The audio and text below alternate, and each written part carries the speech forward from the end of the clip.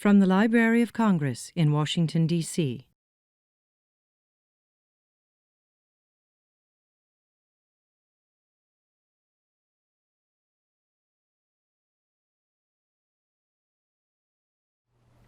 I'm Jeffrey Wang, Chinese reference librarian. On behalf of Asian Division, welcome you all to attend this talk. Today's speaker is Dr. Burkus-Chasson. She is a professor of art and East Asian languages and cultures at the University of Illinois, Urbana-Champaign. She is currently a senior fellow at the Center for Advanced Study in the Visual Arts, National Gallery of Arts, Washington, D.C.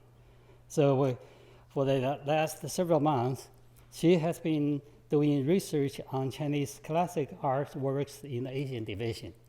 So where I know her in the Asian Division reading room. So I invited her to give us a talk presenting her research achievement. So the topic of today's talk is a sentimental history depicting emotion in Chinese arts. I'm not going to say more, just welcome the Professor Burkus-Chasson. All right.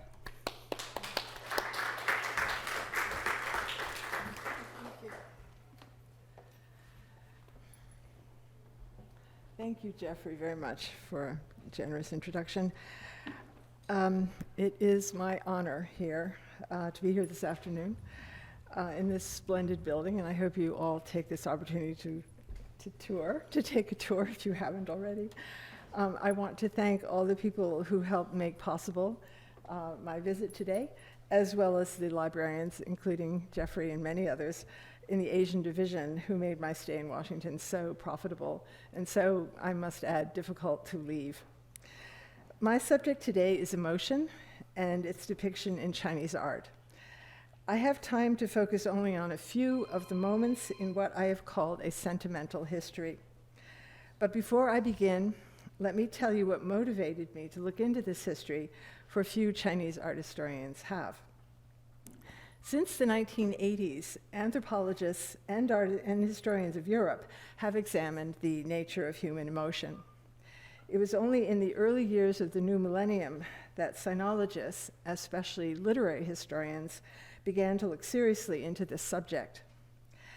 A number of these scholars argued that words are the best means by which to investigate how an historical society understood human emotion. As an art historian, I took note of this, of course, wondering why the pictorial representation of emotion had been dismissed. Moreover, during the past 8 months, I've worked at the National Gallery of Art, where I was immersed in European art history. My research in 17th century Chinese painting and illustrated books was perceived as sharing a space with that of early modernists. But the many contrasts I saw between the visual arts of early modern Europe and those of late imperial China were simply too striking to ignore. So, I was compelled not only to look into the pictorial representation of emotion in Chinese art, but also to use contrasting cases in the visual arts of early modern Europe to highlight the distinguishing features of the Chinese case. The latter project may seem hopelessly old-fashioned, but the work of an historian in this age of global studies necessitates, to my mind, the acknowledgement that a composite often fractures and that distinctions are still worth noticing. For example, in this print by the German artist Albrecht Dürer, two lovers strolling in a field are haunted by the figure of death, which lurks behind a tree. Their solemnity is unsurprising, for death holds an hourglass above its skull as if to remind us that the joys of love are brief and even pose a distraction from the more serious contemplation of mortality. By contrast, these two lovers exhibit only excitement at the prospect of their rendezvous. In a scene taken from the popular operatic play Story of the Western Wing, or Xi Shangji, the male lead student Zhang hurls his boots over a garden wall that separated him from his lover Oriole. As he scrambles barefooted over the wall, the female lead encourages him with her fan and gestures toward a place out of view where they may commingle. Death does not preside over their meeting. Instead, symbols of Taoist transcendence, practitioners of the art of prolonging life, surround the couple along the plate's inner rim. But before I move beyond this isolated example, let me clarify what I mean when I speak of sentiment or qing, the Chinese word that denotes feeling or emotion. The emotions named in ancient Confucian texts and considered to be inherent in all human beings, that is, delight, anger, grief, and joy, may seem familiar to all of us. Nonetheless, it is commonly agreed that the expression of feeling is conditioned by cultural norms and beliefs, as well as by social expectations defined by gender and class. In general, emotions are not conceived as universal dispositions or states of mind, nor are they seen outside of history. Indeed, we have learned that the very meaning and usage of the word qing was not static. Therefore, I do not conceive of an emotion as a spontaneous and natural expression of feeling. I assume that conscious manipulation and even deception can play a role in the embodiment of an emotion, and that the power of social institutions and social relations informed the discourse on emotion in China as much as it did in Europe. With all of this in mind, let me begin my brief sentimental history of Chinese art. My talk is divided into 3 parts. I begin with the pictorial representation of grief. Next, I look at 2 different traditions of secular painting that emerged in 16th century China, both of which, nonetheless, were concerned with the dilemma of depicting emotion. I conclude in part 3 with the work of Chen Hongshou, a 17th century painter and print designer who transformed Chinese figure painting in part through his depiction of emotion. Part 1. Death and the depiction of grief. The contrast between a 15th century Italian representation of the death of Christ and a 9th century Chinese representation of the death of the Buddha brings forward an issue that I have already acknowledged in my introduction, that is, the cultural specificity of pictorial delineations of emotion. Here in Bellini's Pietà, Mary embraces the dead Christ. As she supports the corpse, she peers into the ashen face as though to comfort him, but also to confirm the absence of his breath. By contrast, St. John, discomfited, looks away. Moreover, the hand of the dead Christ rests on a marble ledge from which hangs a small tablet. The tablet bears an inscription: "When these swelling eyes can produce groans, the work of Giovanni Bellini could have wept." These words signify not only that paintings such as this were intended to move viewers, but also that the interactions between the viewer and image were highly emotional and even magical. Will Mary break down before us when we notice her tentative look? Or will the painting itself shed tears when we, too, grieve the death of Christ? Mourners also attend Buddha's death in this 9th century cave, which was carved out from the face of a cliff at Dunhuang, a site in northwestern China situated along trade routes that led through Central Asia and beyond. Set against a wall of the cave, the clay figure of the reclining Buddha is surrounded by mourners painted onto the cave's whitewashed walls. The figures include weeping arhats, or wise men, the early followers of the Buddha. They gnash their teeth, open their mouths to wail, shake their fists in the air or beat their chests, close shut their eyes and knit their brows. One desperate, darkened figure appears ready to throw itself upon the corpse. Bodhisattvas stand upright behind the grieving and agitated arhats. They are impassive.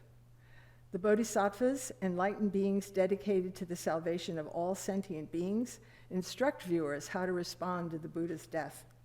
Their serenity mirrors their understanding that in death, the teacher Shakyamuni had escaped samsara, the world of illusion, which only brought suffering. Thus, we observe how cultural and religious difference affected a difference in the understanding of emotion. Whereas Mary encouraged viewers to weep with her, the enlightened ones among the Buddhist followers encouraged instead quietude in the face of their teacher's transformation. Part 2, the dilemma of representing an expressive body. Although highly stylized and schematic, the expression of grief in the 9th century cave painting was persuasive. However, in the centuries that succeeded, figure painting of all genres gradually lost favor among painters and art writers in China. Attention focused instead on the genre of landscape. How to render an expressive body ultimately became a dilemma. For example, the 16th century scholar Xie Zhaozhe claimed that only eunuchs and women were curious about the stories that painters illustrated. For this, they were ridiculed, but their detractors, Xie pointed out, were ignorant of the fact that pictorial narratives were traditionally held in high regard, if only for the skill and knowledge required to produce them. Xie derided the painters of his day who merely followed a whim and carelessly sketched an idea. For this practice served not only to highlight their deficiencies, but also to demonstrate their technical inability to depict a human figure. Thus, 16th century figure painters faced a dilemma. Under these circumstances, how could they reanimate pictorial narratives? The indifference to painted stories among the cognoscenti is surprising, for the popularity of sentimental fiction among contemporary readers has been amply demonstrated, and devotees of operatic plays regularly watched performances during which skilled actors moved their audiences to tears. But the visual representation of emotion in narrative figure painting had been stifled. Why was that?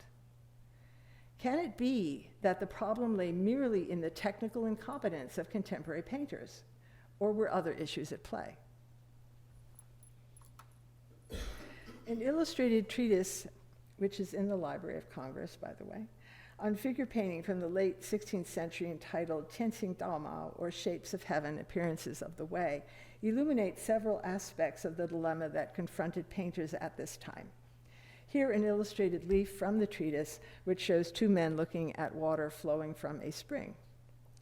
Written by the scholar Zhou Lujing, the treatise records the prescriptions that govern the representation of the human figure, and in particular, the elite male.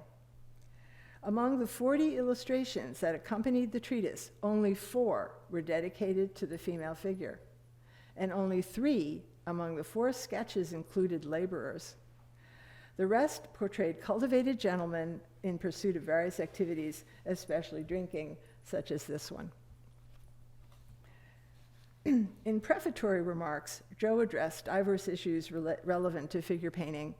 Pertinent to our discussion about emotion is Zhou's emphasis on the necessity to distinguish between the appearance of the high-born figure and the low-born. But he concentrated in his text on identifying the characteristics of the aristocratic male figure, defining a range of activities in which this figure would be suitably engaged, as well as the emotions that the activities would have aroused. This is what Zhou had to say. Sometimes they step in a leisurely manner along the edge of a waterway, or they look into the distance at rugged peaks. In each case, it is necessary that the figure be at ease with itself. Neither tangled thoughts nor chaotic flourishes are present. Sometimes, facing a great hall in the mountains, he will assume an attitude of bitter struggle. Or drinking in a relaxed manner inside a pavilion, he will assume the appearance of happy shouting and tumbling over. In this passage, Zhou thus discouraged figure painters from depicting a gentleman with his arms waving about because such a gesture might suggest an agitated mind. On the other hand, he did not hesitate to describe in words, and I emphasize that in words, he did not hesitate to describe how a drunken gentleman might fall over himself in laughter. Unsurprising, the figural images that illustrate Zhou's treatise evidence no signs of emotion. Impassive, unchanging, subdued, The figures point to things or bend toward one another in conversation, but their faces show no feeling. Why did such blandness govern the portrayal of the elite male figure? First, I think it is important to recognize that the figural illustrations in Tianqing Daomao represented paradigmatic models of behavior. They possessed a power of persuasion, such as the power once believed to have been exerted by the imagined portraits of sagely men and virtuous women of the past that customarily embellished the walls of royal palaces. The late 16th century writer Li Rihua confirmed this point. He once interpreted a portrait as a laudatory art form and chided his contemporaries for refusing to paint the portraits of the men they admired and sought to emulate. Nonetheless, the delineation of emotion itself seems to have played little, if any, part in the power of the portrait to move a viewer, as this portrait of the painter Wang Shimin demonstrates. Indeed, like Wang Shimin, the virtuous figures of the past, in all likelihood, were pictured in accord with Confucian rules of decorum. These rules or disciplines, such as smoothing the face, quieting the voice, measuring the step, were all intended to subdue the expression of excessive emotions, for strong feelings were believed to cloud the mind, making it impossible to respond in a proper way to situations in the world. Moreover, a smooth, impassive face also enabled the viewer of a portrait to scan the features of its subject, in particular the nose, the brow, the lips, for physiognomic signs of a subject's destiny. These points are indisputable, and I have no intention of disputing these points as being important in the impassivity of the elite male figure. Nonetheless, I want to return to the incongruence between word and image in Tianqing Daomao as an additional way to explain the bland, unchanging features of the elite male figure. The illustrations in Zhou's treatise were each labeled with two character phrases. These phrases often allude to other texts. I'm used to walking around, but I'm not allowed to walk around. So anyway, I think you can see the Chinese characters that are in the corner of the picture. In a scene labeled Wang Yue, that is looking toward the moon, two men turn their heads to look upward. Unlabeled, this scene would be curious, illustrating little more than the articulation of the figure's heads and shoulders. But the two-character label brought to mind countless poems about men admiring the moon. The recollecting emotion of their words imbued the picture with sentiment. The gentleman in Zhou's encyclopedia, I argue, refrained from conveying emotion in part because it was unnecessary. The figures were embedded in the language of poetry. Let me further demonstrate this point with two paintings that illustrate the well-known narrative poem Peapod, the Ballad of the Peapod. Here are excerpts from the poem, a very few excerpts. Written in the early 9th century by the renowned poet Bai Juyi, the Ballad of the Peapod recounts an event that occurred during the poet's exile in the south. While parting with a friend, Bai Juyi chanced to hear a woman strumming a peapod. He invited her to play for him and his companion. They learned that she had once studied and performed in the northern capital, and like the poet, was now stranded in the south as the wife of a traveling merchant. In his poem, Bai described the sounds of the peapod. They were like rain, appropriate for today, like pearls dropping on a plate. He described his melancholy response to the music and his personal identification with the forlorn and aging peapod player. For although they were previously unacquainted with one another, they could still empathize with one another's distress in exile. They were both strangers in a place where the only music that ordinarily could be heard was the sound of wild animals. Missing his life in the capital, the poet wept while the woman played. That such an emotional poem would become popular, and a very popular subject it was, among certain 16th century painters may come as a surprise, for its elite protagonist should not have been shown unsettled by sentiment. But as we shall see, painters tended to stray from Bai Juyi's text, shifting attention away from the poem's tearful conclusion. Nonetheless, for their viewers, the paintings were still entangled with the recollected words of the poem. Obliquely, the painters thus imbued their illustrations with sorrow. For example, the figure painter Guo Xu inscribed the entire text of Bai Juyi's poem at the head of this hanging scroll. The delicate figures of the poet and the Peapod player appear beneath it. But Guo portrayed neither figure with the emotion that Bai Juyi described in his poem. Indeed, Guo portrayed an event that does not even occur in the poem. Here the poet, pictured as a gentleman at leisure, looks down upon the musician. The performer, lavishly dressed, bows her head as though prepared to answer a command to take her instrument out of its bag. The poet does not identify with the performer. Rather, he is the master and she the servant. The story about an emotional encounter that took place under the extraordinary circumstances of exile is set right and made proper through a pictorial representation of what their encounter would have been under ordinary circumstances. In his illustration of Bai Juyi's poem, Wen Boren shifted attention to the farewell between the poet and his friend, which is indicated in the title in the far left part of the painting. This he made explicit through the title of the painting, saying farewell as Xinyang. The full moon, the moored boats, these elements allude to Bai's poem. The desolate landscape, enveloped in mist, evokes the isolation of exile. Bai's poem, recollected by viewers, may have conjured the presence of the forlorn Peapod player, but Wen Boren refrained from depicting either her or the poet's sleeves wet with his tears. By contrast, other 16th century painters, unlike Guo Xu and Wen Boren, did not depend upon allusions to poetry to convey sentiments that were deemed inappropriate to be seen or visualized. A group of painters, many of whom were associated with the imperial court in Nanjing, chose not only to represent a range of emotion in their work, but also to depict the low-born. In this example, an exorcism occurs at New Year with the help of an iconic image of Zhonghui, the demon queller. The owners of the house from which malevolent spirits are chased exhibit a variety of emotions. A fearful woman covers her eyes but looks partly through at the same time.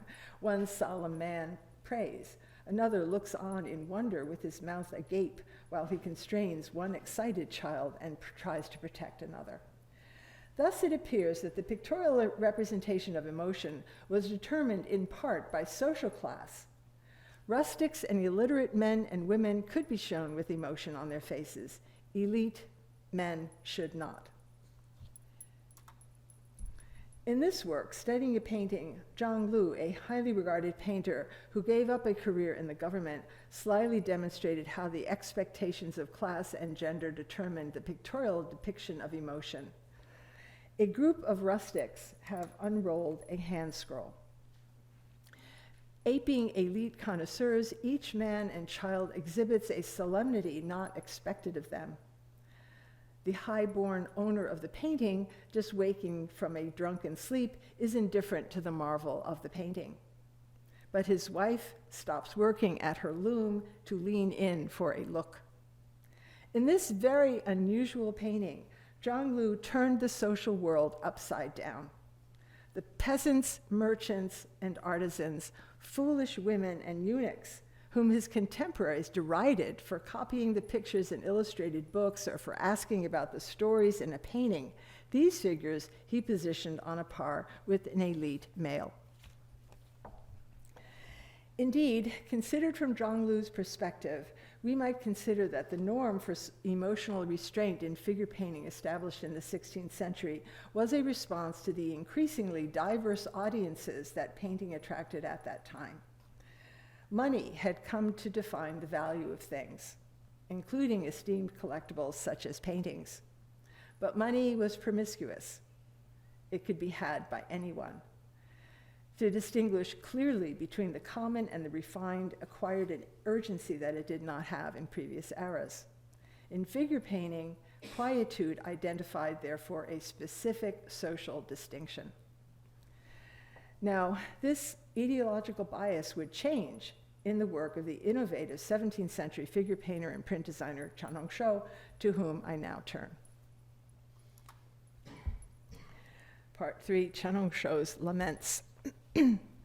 Early in his career, Chen Hongshou dedicated himself to the portrayal of the human figure. His dedication was both stimulated and shaped by the media revolution of his time. This revolution saw the final ascendancy of the woodblock printed book over the manuscript, along with an unprecedented increase in the production of illustrated books.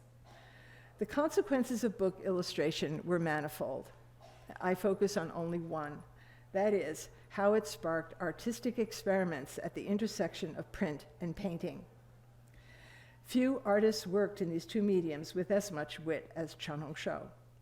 Indeed, the unusual and startling compositions for which he was noted during his lifetime derive largely from the calculated juxtaposition of disparate genres and manners of drawing in a single pictorial space. His appropriation of the conventions of narrative print was just one of several ways by which Chen unsettled his paintings. In this instance, Chen's depiction of scenes from the life of the renowned poet Tao Yuanming exemplifies his propensity to disguise his paintings as prints. Signs of print encompass the poet's emphatic gesture of refusal, the hand up, and the presence of a collateral figure not engaged in the narrative. The collateral figure, in this case a woman, witnesses the actions of the poet who adamantly preferred to use stored rice to make wine rather than to use it for food. Similarly, emphatic gestures appear in illustrations from an early 17th century imprint of Shuihuzhan, The Tales of the Water Margin. Here, the illustration that opens the first chapter shows people fleeing the violent escape of malevolent star spirits that would transform into the rebellious protagonists of the fictive narrative. As bystanders shout, tumble, and fall, they raise their arms in defense or alarm. In a later chapter, a female warrior puts a stop to the rumblings among her guests who question the contents of her dumplings, and indeed they should. They were composed of human meat in the story. But she does so with an outstretched arm, palm held upright. Collateral figures that peer from behind screens or curtains appear in the following two illustrations, witnesses to private or clandestine meetings. Now, an important part of my argument is that the demands of the book market, which favored illustration, had transformed readers' expectations of pictorial storytelling. For an aspiring figure painter such as Chen Hongshou, illustrated books presented a way to reanimate figure painting. And yet, as we shall see, Chen also depended on his viewers' recollection of poetic and prose texts to sanction the unusual way in which he resolved the dilemma of representing an expressive body. Let me explain. This work appears in an early album of paintings that Chen produced between 1618 and 1622.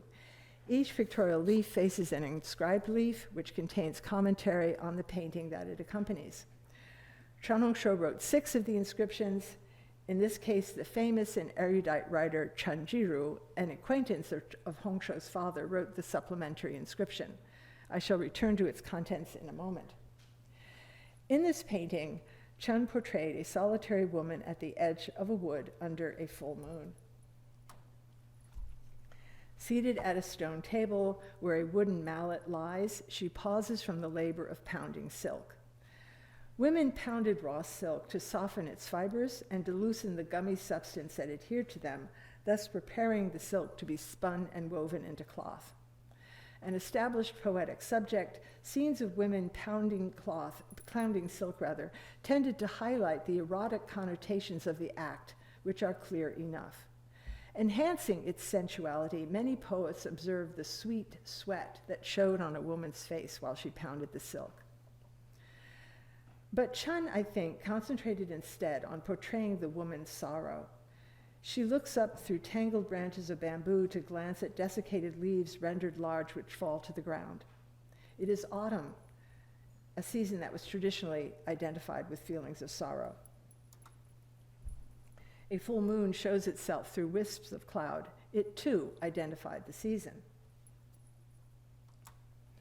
Uncharacteristically, Chen supplemented this painting with a poem. The first two lines of the quatrain read as follows: "Pressing the silk cloth in resonance with autumn, sister pinched and drew together her moth eyebrows." In the last two lines, Chen abruptly changed the subject. He described the rapidity with which soldiers had gathered and then traveled north to outlying garrisons, thereby identifying the cause of the woman's sorrow. Her husband had been conscripted into the army. What is striking about Chen's illustration is his portrayal of the woman's face. Both in the inscribed poem and in the painting, Chen delineated the upward tilt of the woman's eyebrows, which, in his words, were pinched and drawn together. In contemporary fiction, sorrow was most often manifested on a character's face, especially through its eyebrows, which were portrayed as tilting upward. This sign appears as well in 16th century printed illustration. For instance, in this scene from Chen Hongshou, story about inscribing a red leaf, the print designer showed each of the female figures at the right with their eyebrows gathered together and tilted upward.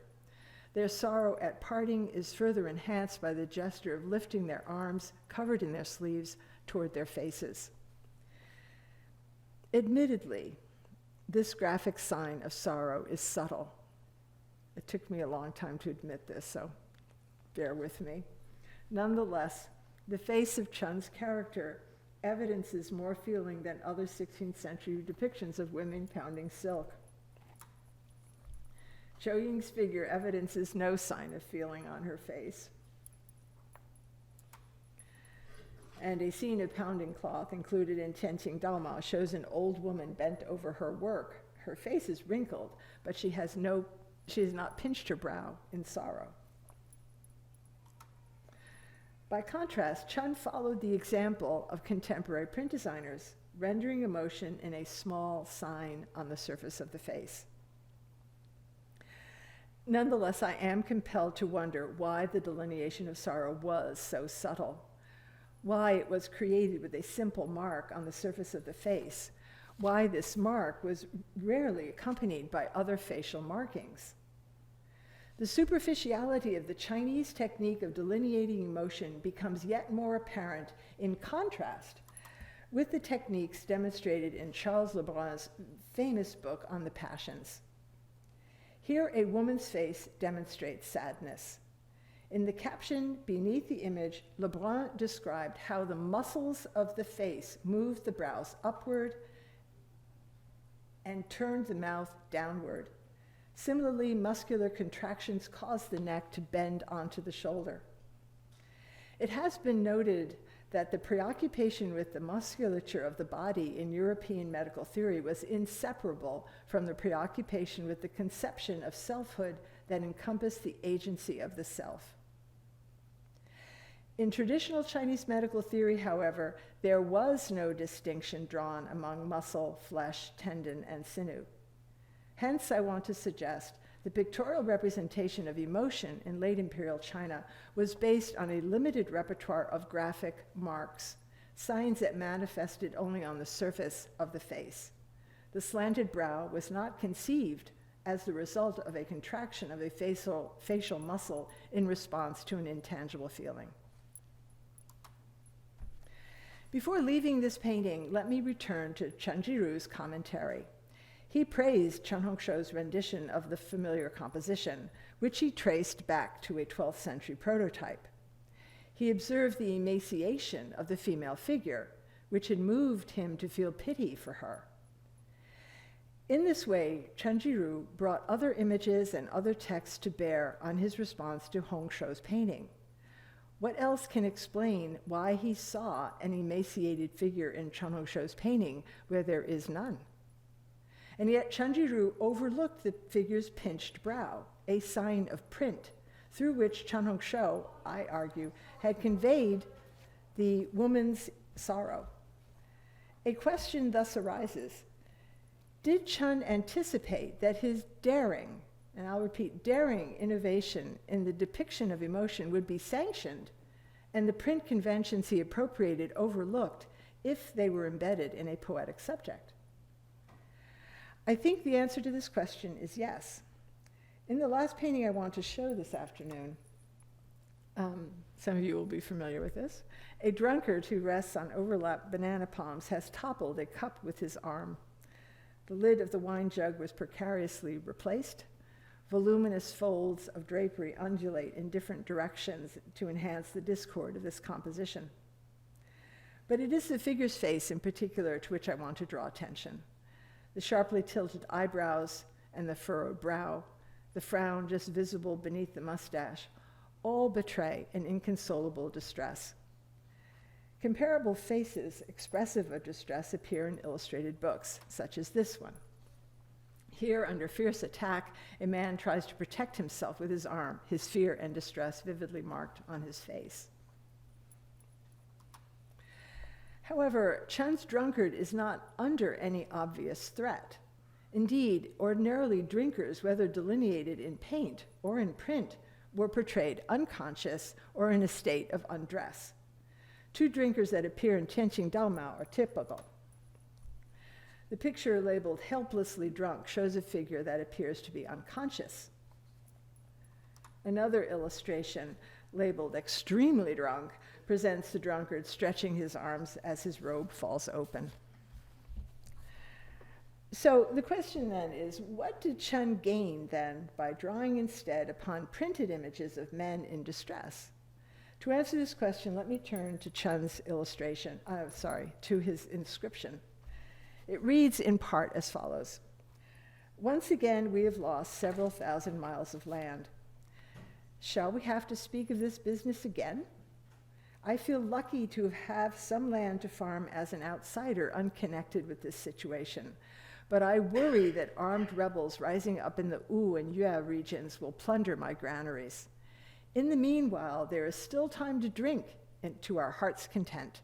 To my learned brotherly friend Ping, I am Hongshou, younger brother." This inscription is highly unusual, for it was written in the form of a letter, as Bai Chen was first to point out. Letter writing constituted a daily preoccupation of members of the elite in 17th century China. Letters were collected for publication. Fragmentary letters written by famous calligraphers had circulated in rubbing collections for centuries to be copied by students. The first audience for Chen's painting could not have discounted the epistolary form of his inscription. The rhetoric of Chen's inscribed letter complements the drunkard's emotional appeal as a figure in distress. Furthermore, the contents of the letter alter the significance of the drunkard's expressive body. Through its focus on the deteriorating military situation of the country in the 1630s, the Manchus were invading parts of China at this time, and the threat of internal uprisings, the inscribed letter is not merely about personal distress. It is about the drunkard's concern for the country.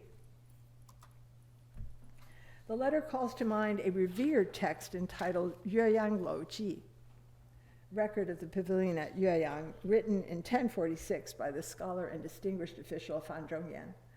Fan's essay commemorated the renovation of the pavilion at Yueyang, which was accomplished by a man who had been slandered at court and demoted to a remote area of south-central China. There, in the face of adversity, he devoted himself to the citizens of his district and renovated the pavilion. At the end of his essay, Fan admonished his readers to follow ancient paragons who, like his acquaintance, quote, first feel sorrow, concern, or yo, for the concerns of the world, defer pleasure until the world can take pleasure, unquote. So first feel concern or yo, for the concerns of the world, defer pleasure until the world can take pleasure. This, I argue, is the melancholy that afflicts Chen's drunkard, a worry or concern for the state of the country. Within this remarkable album leaf, diverse and contending genres and manners of representation are at play. Perhaps most striking to Chen's original audience was the drunkard's facial expression, appropriated from the repertoire of print illustrators. Surely it upset the expectation that gentlemen be shown in decorous impassivity. But Chen embedded this picture into a story about the hallowed Confucian tradition of public service, which to all accounts sanctioned his irreverent painting of an emotionally distressed gentleman. And this brings me to the end of my brief but sentimental history. Thank you for listening.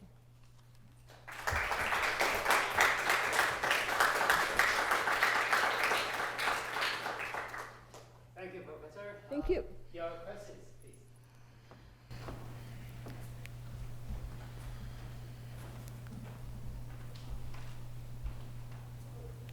Yes. In some ways, it's a predictable question. So That's okay. but so you started out your talk mentioning the difference that you've noticed between European expressions of emotion and Chinese in this moment in the 16th, 17th century. But I'm wondering if you have thought about if it's just come up in your research, because the idea of affect and emotion is like can't get away from it in contemporary writing in American and European, not just painting, but especially photography maybe. I'm just wondering if you're like, if you've thought about methodologically, like how those concerns with affect relate to or don't relate to how you're viewing emotion in this work. In truth, I have read affect theory, but I have not. This is a recent discovery, frankly. I only in the last month connected Chen Hongshou's Drunkard with that very famous prose text. And so in fact, no, in short, no, I have not connected it with other writings on affect. I was very behind just in the readings on emotion. And there has been, just recently, as I mentioned, quite a bit of work on emotion in Chinese literature. And it was actually through that reading that I of course this text of Fan Zhongyan is extremely famous. So there have been multiple essays written about how melancholy is defined in China, and it was always referred to that text. And then when I thought about Chen's The Letter and his concern about bandits and the incursions into the Chinese territory, I went in that direction. But affect theory, no, I haven't gone there yet. I may, but I'm most familiar with affect theory, having written a review of Jonathan Hay's book on the sensuous surface, or what is it called? Some of you would know that. You two would know. The sensuous surface. They had to read it, I know. And that was more about wanting to touch, and wanting to touch the ceramics. That is how he uses it, and the theorists whom he cites are engaged with that. So this is not where I was going, in terms of going to touch something. Yeah. Did I answer your question? Okay. Yes. Again, in the comparison, isn't that a feature of many societies, including Western societies, that, for example, upper classes, leaders, and all those should not show emotion, should not show fear or anger or sentimental emotion? Mm-hmm. I mean, the British are famous for that, for the restraint, the control of emotion. Isn't that similar in a way when you find groups of different social status? Mm-hmm. The popular ones are the joyful ones, the ones who express their emotions, mm-hmm. and so on. And then the higher you go up the hierarchy, and those at the top of the hierarchy in any society are more restrained and held back. Yes. No, you're absolutely right. In fact, I just the other day in a wild hurry to return books to the National Gallery of Art Library, I read parts of a book on British art that you're referring to, and indeed there were very strong feelings about not showing feeling, and especially in men, and so this is not unusual. It's the reasons for not doing it differ. I suspect. I'm not familiar enough with the European situation, but I think that the Chinese situation is also very complex, and most people will argue it's because of Confucian decorum, of smoothing the face, measuring. You know, you find these in texts that date back to the 6th century, but my question was, well, surely things after has changed when you get into the 16th century, that it was more complex and there were other issues involved. But you're absolutely right. The thing that really struck me as being so different, though, was the Lebrun and his book, based on a lecture about the passions that he gave to the Academy in the 17th century, where he was talking about focused on muscular contractions in every face that he described. And that is what's missing, or not missing, is not relevant to the Chinese case, because of a completely different notion of how a face moves and how a body moves. But your point was absolutely correct. Yeah, absolutely well taken. That class distinction will determine a pictorial representation of emotion.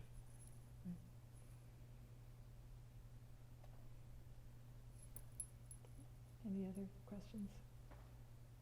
So did I convince you all that Chen Hongshou was incorporating or appropriating print convention? I'd really love to know from the art historians in the audience, actually. Oh dear, I hope I did.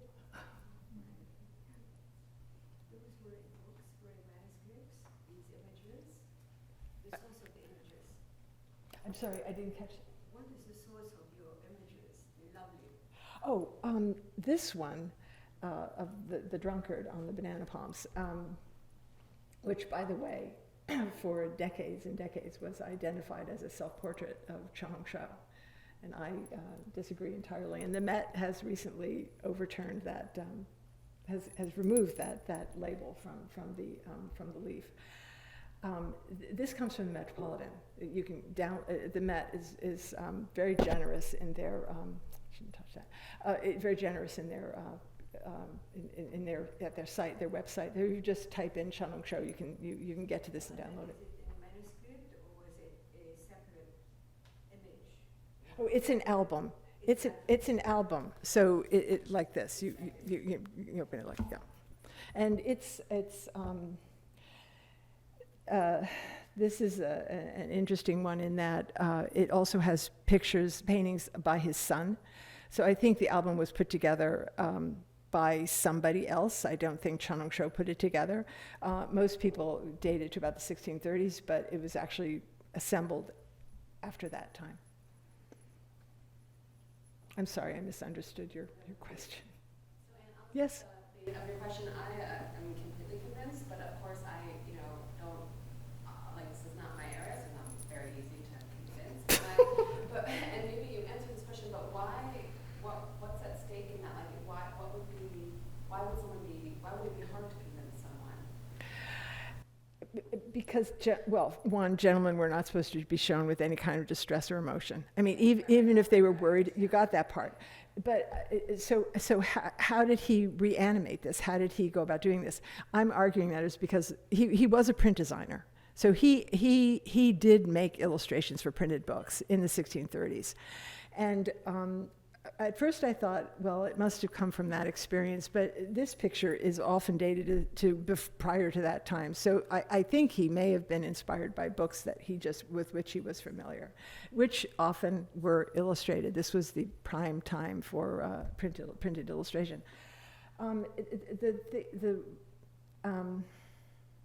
No one else did it. That is what is so extraordinary about Chen Hongshou. And I think that, I said it, there's only one sentence or a phrase that I said he was noted for being weird. His contemporaries said he's strange and startling. There was one collector who claimed that he had to put his paintings in a box because he could only look at them for so long, and he had to keep them hidden. And there are many, many commentators write about the oddity of Chen Hongshou. In fact, most contemporary people who are writing today will focus, he's weird. But I began to wonder, well, what exactly did they think was weird about Chen Hongshou? I mean, people in the 17th century. And because not very many art writers will say, well, it's because of this or because of that. They'll just say it's odd. There's one person I know who wrote about the distortion of form, but they don't use that word. That is a word that modern scholars use. So my thought about what was odd for contemporary viewers was the juxtaposition of disparate genres. Print was not considered as important as painting. I mean, there was I was questioned about this at CASVA, and it didn't really occur to me how really radically different China is. I can count on one hand, and I would be hard to finish my fingers, with the number of painters who also were printmakers. Now, in the 17th century in Europe, hundreds and hundreds, right? So it's a totally different engagement with print. Most of the print designers, we don't even know who they are. We know the engravers. What's curious, we know the block cutters, but we don't know the people who designed the pictures, except in the case of really famous painters such as Chen Hongshou, Ding Yunpeng, but again, two and then not too many. So that's a really major difference. So incorporating print into this very esteemed genre, or painting, painting was I'm beginning to think, or that was my theory anyway, is what made him weird to his audience, his first audience. Yeah. Doesn't seem so weird to us, but I think it may have been. And he's juxtaposing other very incongruous manners of drawing in this particular picture. Because let's see if I think I can go backward. I think I have a detail somewhere back here. There. I have to, sorry. He's trying to give the sense of illusion of three-dimensionality in the robe, with the stripes of the dark gray and then the white, which was an antique manner of drawing. How he came to know about this, I don't know. Many people have argued that he was looking at forgeries, and the oddity of his representation was because he was looking at fake paintings that were popular at this time. But the flatness of the face and those signs of sorrow are not three-dimensional. So you've got the three-dimensional, you've got the flat. You've got different things that are clashing against one another. So it's not just the print and the painting. It's other things, I think, that are at work here, clashing. And that is what I think was discomfiting and unusual to his contemporaries, in my opinion, now, today, anyway. Yes. I have a question about emotions, but Yes. embodied through the language of lines. Looking at the fine lines of Chen Hongshou, Yes. who was a great artist in terms of craft, I was thinking about his contemporaries, like Xu Wei, who expressed his emotions through the brush strokes. Do you consider including in your research emotions in Chinese paintings embodied through the brush language? Okay, through the body or gesture, you mean, or actually the stroke itself? Through the strokes, because Xu Wei's painting can embody his the psychology of artist. Maybe it's fair to say the same about Han Buddhist paintings in Sundan and not southern Sundan State. Those brush strokes are very nervous, direct. Indeed, I have not. This is a work in progress, and this is actually just very recent work that I've done. So no, I can't say I've gone in that direction, but thank you for reminding me, though, of the more, Chen Hongshou is extremely restrained, as you point out. Even when he's working with dry ink on paper, it's still restrained and very quiet in the way he uses his brush, and extremely disciplined, tight and controlled. Whereas Xu Wei, although it's a different kind of control, but nonetheless, one seems to respond kinesthetically, I think. Is that what you're you're kind of getting at. Yeah, no, I have not explored that, but that would certainly be worth exploring, indeed, as another form of emotion in Chinese painting, which I confess, my husband is a Europeanist, and I often tease him about one thing or another. Of course, assuming the Chinese art is superior. But I had to confess, I had not really admitted to myself how subtle these signs of emotion are in Chinese figure painting. So this was actually revelatory to me to do this work and to look so closely at these things. I mean, just little eyes going, and that's it, you know. So that's why I was really interested in the Kuriyama's work, Shigen Masa's work on the on musculature and medical theory. I found really useful for that. Anyway, that's going off your subject of Shui, but I'm going to look over to the subject, to the spheres to the areas of the theater. Indeed, yeah. That's a huge question. For those of you who are unfamiliar, there's been quite a bit of work on the relationship between printed illustration and the theater. And a number of scholars, both Chinese and also people who were trained in this country, have argued that the drama of printed illustration came from the print designers seeing plays, and that it was a mimetic exchange, so that they copied the gestures that they saw in a play and put it in their illustrations. I personally have generally been opposed to that. I can't see a designer needing to go to a play to actually, and to copy it. I mean, I know that there are copies, there actually are representations of plays in the prints, and they don't really look like the emotional picture. So I think there's actually a distinction between the way a play is represented in a print and then the way emotion is represented in a print. And so I think it's much more indebted to painting, conventions of painting, rather than to operatic gestures. We also don't know very much about the gestures. And nonetheless, someone at CASA reminded me of Baxendall's painting experience in 15th century Italy, right? And he was interested in gesture as well in that book, and it was not a large part of it, but there's a small part of it on gesture, where he emphasized that we need to know what these gestures mean, so how do we find out? And so he went to, instead of suggesting there's a mimetic relationship with drama, he went to, where did he go? Now it's slipping my brain.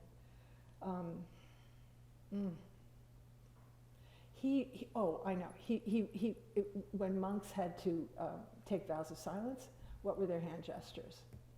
And so he found texts that describe the gestures of monks. That's one of the things on my to-do list here, because I think that kind of approach would suit my intellectual inclinations more than the idea of copying the way a gesture was performed on the stage. But there is no question, on the other hand, I don't think that this gesture of the hand to the face meant sorrow. And it could be that there was, just general knowledge, as Baxendall would say. I'm causing trouble here. General knowledge that this gesture meant sorrow. So I'm still working on that issue, but it's a very important one, I think, actually, yeah, because opera was so important during that period. You just mentioned that you seem to prefer the Chinese painting because the suppleness you think is a little bit superior than the European. Oh, Did I understand it right? This is a source of teasing for my husband. I shouldn't even have mentioned something so bold, but it's true. I read a little bit. I'm just curious. Sorry, would you repeat your question? I was overwhelmed with feeling embarrassed. You just mentioned that something is more superior in your mind, but could you elaborate that? Oh. Because To tell you the truth, the time I've spent at CASVA, I have a new appreciation of even Italian art, and I have never loved Italian art. And you have to love Italian art at CASVA. And another thing that I must say, I was really moved by the Bellini. And the Pietà and those words that, those swelling eyes will bring groans. I mean, there's something that is so moving and so very beautiful. So I confess this to my husband, I was simply ignorant. There you have it. They're just really, really different. And that's where I guess my interest in drawing contrasts now, which I was frankly never interested in doing, is to highlight how really different the Chinese situation is, or case.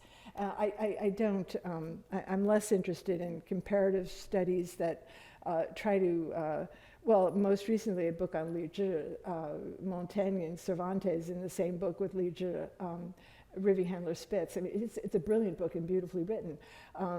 But I question, is she trying to go too far to try to create this early modern spirit in China and Europe? I'm not entirely convinced by that. But I take back everything I said about European. Actually, I love European art a lot. There were just certain periods that I was biased about. No more. All right, I'll get ready. Okay. Thank you for Thank you very much.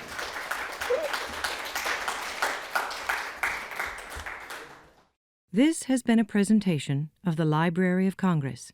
Visit us at loc.gov.